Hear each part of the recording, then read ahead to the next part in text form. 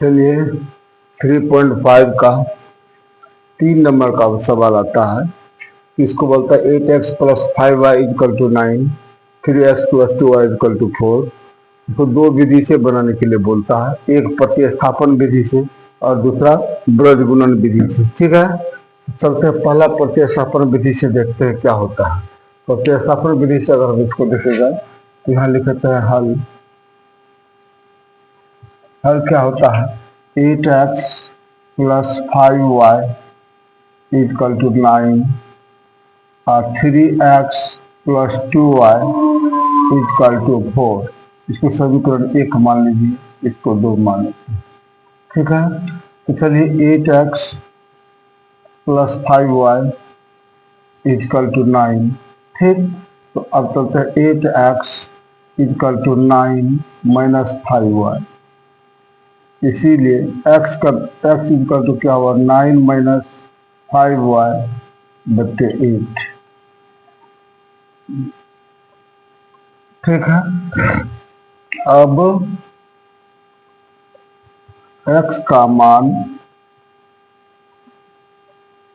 समीकरण 2 में रखने पर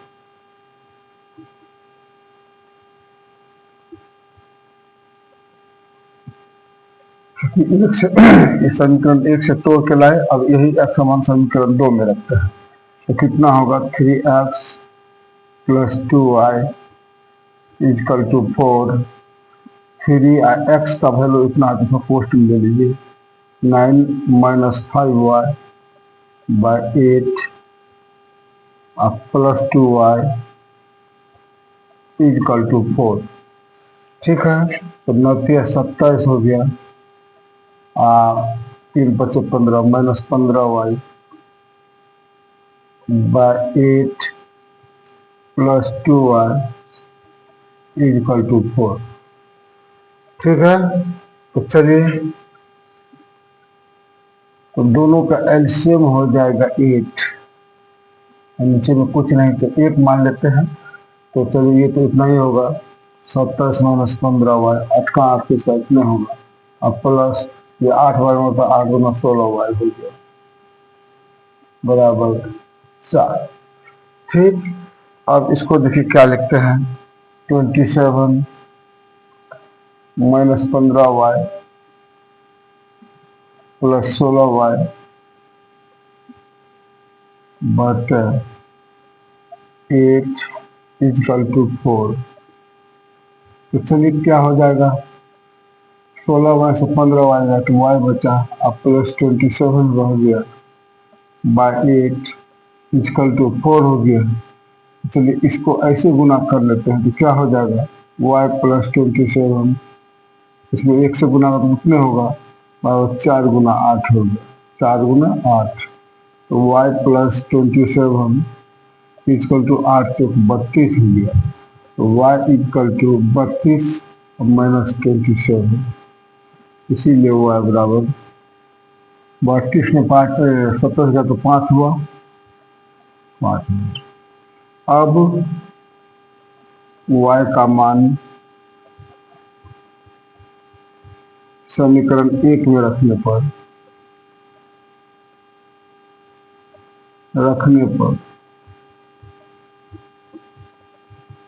समीकरण 1 में अगर y का मान रख देते हैं तो 1 कितना है देख लीजिए, 8x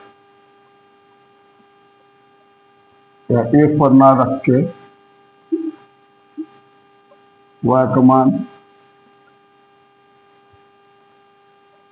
तीसरा अगर मान लेते हैं वो, अब y का मान समीकरण 3 में रखने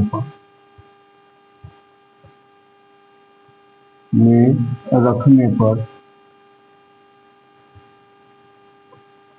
क्या होगा, x बराबर 9 माइनस 5y बाई 8। ठीक है, तो चलिए 9 माइनस 5y का मान कितना है, 5 बाई 8 है, इसीलिए x बराबर कितना हो जाएगा, 9 माइनस 25 बाई 8 है ना। तो चलिए इसको हम क्या करें, -16 बचा बाय 8 बचा, 8 दूना 16, इसीलिए x बराबर -2 हुआ, y बराबर 5 हुआ। ये हुआ आंसर। ठीक, प्रतिस्थापन विधि से हो गया। अब कहता है इसको क्रॉस मल्टीप्लिकेशन मेथड से भी, इस मेथड से, क्रॉस मल्टीप्लिकेशन मेथड से।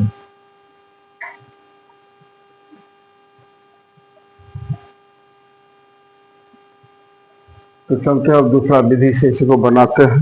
जो सवाल में दिया है तो देखना पड़ेगा। तो देखिए x का वैल्यू -2, y का वैल्यू 5 हुआ। ठीक, इसीलिए यही चीज लाना है किसे, क्रॉस मल्टीप्लिकेशन मेथड से। तो चलिए इसको मिटाते हैं। तो इसके प्रतिस्थापन विधि को हटा के अब लिखना है ब्रज गुणन विधि।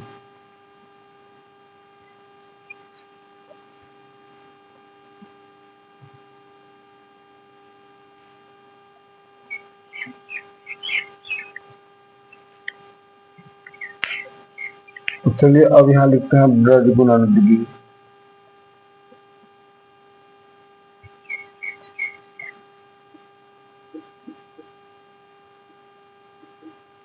क्रॉस मल्टीप्लिकेशन मेथड से। चलिए इसको हम लिखते हैं 8x प्लस 5y, बराबर में है तो माइनस में 9 आएगा, equal to 0। 3x plus 2y, बराबर में है तो माइनस में आएगा 4, इक्वल टू 0। प्लस में है बराबर करेगा माइनस में, इसीलिए चलिए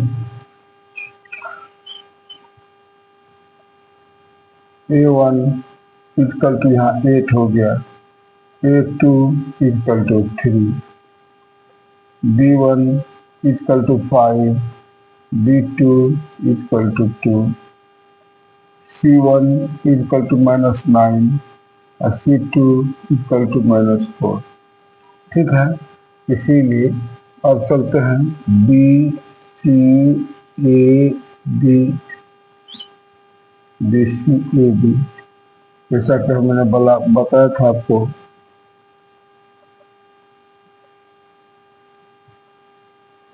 ऐसे ऐसे करके हम इसको काटते हैं। ठीक है, तो इसीलिए x बटा कितना हो जाएगा, b1 c2 minus b2 c1 बराबर x का वैल्यू अब देख लेते हैं।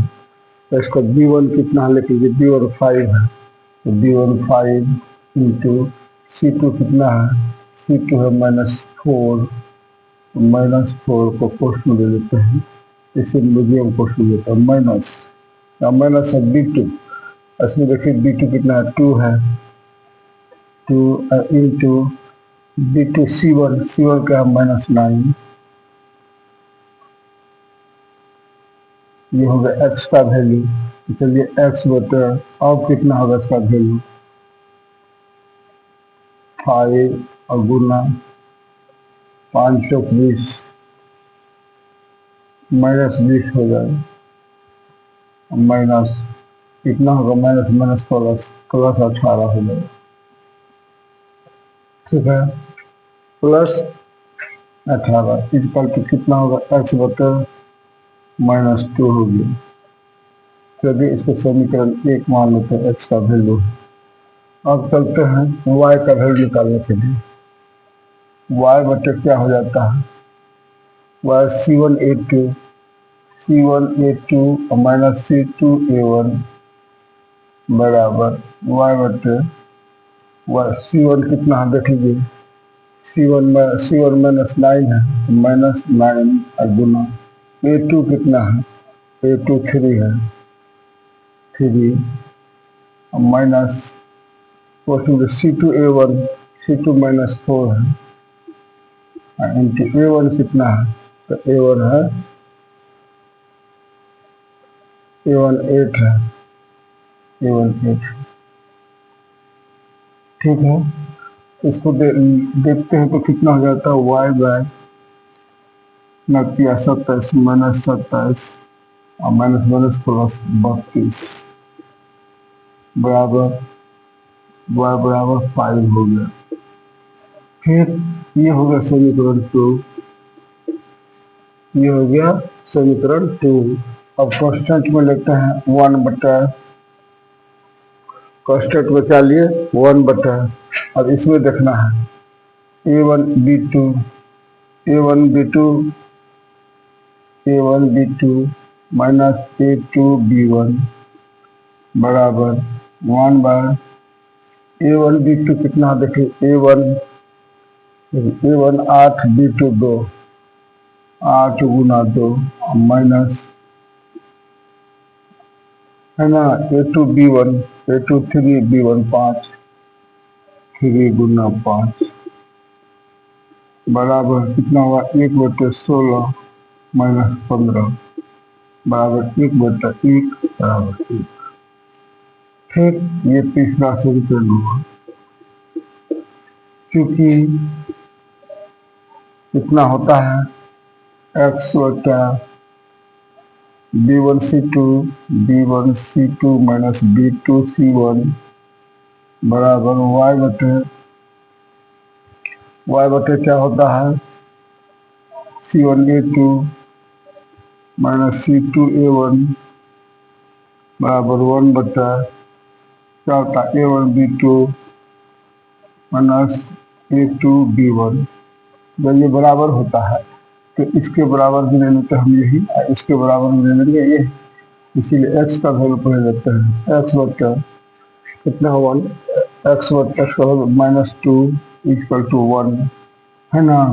जब क्रॉस मल्टीप्लीकेशन होगा तो क्या हो जाएगा बताइए x बटा -2 और गुना 1 बराबर ये दोनों गुना होगा तो क्या हो जाएगा ये दोनों गुना हो जाएगा तो क्या बराबर 1 है ना। क्रॉस मल्टीप्लीकेशन होगा तो x इक्वल टू, इसीलिए x इक्वल टू कितना होगा x गुना -2 ठीक। अब y बटा कितना है y बटा 5 इक्वल टू 1/1 हो गया, इसीलिए इसे गुना होगा तो y गुना 1 तो y हो गया y 5 का 5। अतः x बराबर -2 y बराबर 5। इससे भी वही था इससे भी वही निकला, ठीक है।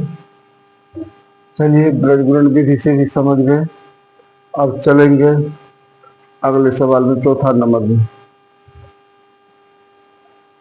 अब चलते हैं 4 नंबर का एक सवाल, 4 नंबर का पहला सवाल में चलते हैं। 4 नंबर का पहला सवाल कहता है किसी छात्रावास में भोजन के लिए निश्चित शुल्क के अलावा प्रतिदिन शुल्क निर्धारित है। ये 20 दिन भोजन करने के बाद 1000 रुपया चुकाता है, जबकि 26 दिनों में 1180 रुपया चुकाता है। तो निश्चित शुल्क एवं प्रतिदिन शुल्क ज्ञात करें। चलिए अब देखते हैं क्या होता है, हल करते हैं इसको। हल माना कि निश्चित शुल्क कितना है बराबर x रुपया मात्र, इसीलिए प्रतिदिन का शुल्क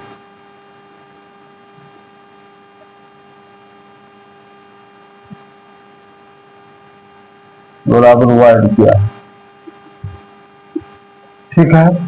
इसीलिए ये जो है एक द्वारा जो खाया जाता है छात्रावास में 20 दिन खाता है तो निश्चित दिन कितना है 100 रुपया लगता है, प्रतिदिन का कितना लगता है 20 दिन, तो 20 हुआ इक्वल टू 1000, ठीक। और फिर दूसरा बी जो खाता है तो बी के लिए छात्रावास में तो इसके लिए निश्चित शुल्क है और खाता है कितना 26 दिन, 26 हुआ है इक्वल टू 1180 रुपया चुकाता है। ये होगा समीकरण फर्स्ट, ये होगा सेकंड, ठीक है। तो चलिए इसीलिए इसको हम ले लेते हैं x plus 20y equal to 1000, x plus 26y ले लेते हैं 1180 रुपया। दोनों को यहाँ माइनस यहाँ माइनस यहाँ माइनस, क्योंकि ये प्लस में हम उल्टा चिन्ह सब में उल्टा चिन्ह है, ये कट गया। कितना हुआ यहाँ 6y हुआ minus 6y equal to minus 180, ये तो y माइनस माइनस कट गया y इक्वल टू 180/6 6, 17 का 18, 30 रुपये, यानी प्रतिदिन 30 रुपया लगता है। ठीक है, अब y का मान समीकरण 1 में रखने पर समीकरण 1 में रखने पर कितना हो जाएगा? x plus 20y equal to 1000। तो चलिए x का वैल्यू कितना है? x का वैल्यू 30 है। 30 plus y equal to 30 plus 20y है ना, 30 प्लस 20y इक्वल टू 1000। चलिए 20y equal to 1000 minus y का वैल्यू निकालना है ना, x का वैल्यू नहीं निकालना है। तो चलिए x plus 20y equal to 1000, तो x प्लस 20 और y का वैल्यू हो गया 30 इक्वल टू 1000। तो x प्लस 600 इक्वल टू 1000। तो x इक्वल टू 1000 माइनस 600, तो x इक्वल टू 400। अतः निश्चित शुल्क जो हो गया 400 हो गया। निश्चित शुल्क बराबर 400 रुपया और प्रतिदिन शुल्क 30 रुपया।